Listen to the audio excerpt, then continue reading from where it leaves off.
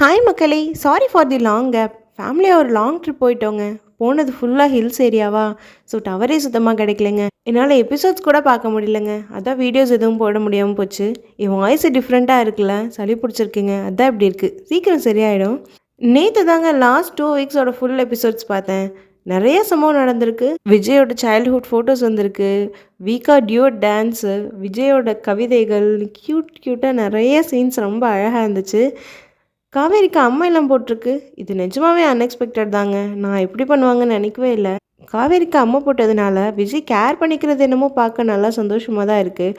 ஆனால் இந்த BP sir குழந்தைய வச்சு ஏதோ ப்ளே பண்ணுவாரோன்னு தாங்க பயமாக இருக்குது.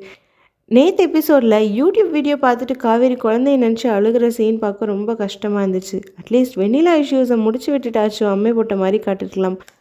பாவம் விஜய் காவேரியை போட்டு இந்த அடி அடிக்கிறாங்க எல்லா பக்கமும். குழந்தைக்கு ஏதாச்சும் ஆகுற மாதிரி காட்டினா அது ஃபேன்ஸ் மத்தியில் ரொம்ப தப்பாக தாங்க போகும். விஜய்க்கும் அம்மா போட்ட மாதிரி ப்ரமோவில் வந்திருக்கு. ஆனால் விஜய் சேம் காஸ்டியூமில் தான் பசுவை சேஸ் பண்ணுற மாதிரியும் சகலேஷ் கூட சேர்ந்துருக்கிற மாதிரியும் நிறைய பிடிஎஸ்லாம் கூட வந்தது.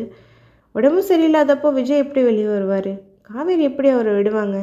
இல்லைனா எல்லா சம்பவத்தையும் பண்ணி முடிச்சுட்டு கடைசியாக தான் காவேரியை மீட் பண்ண போகிறாரோ? அப்போ தான் அம்மை போட்டது தெரிஞ்சதோ? எனக்கு என்னமோ இப்படி தாங்க தோணுது.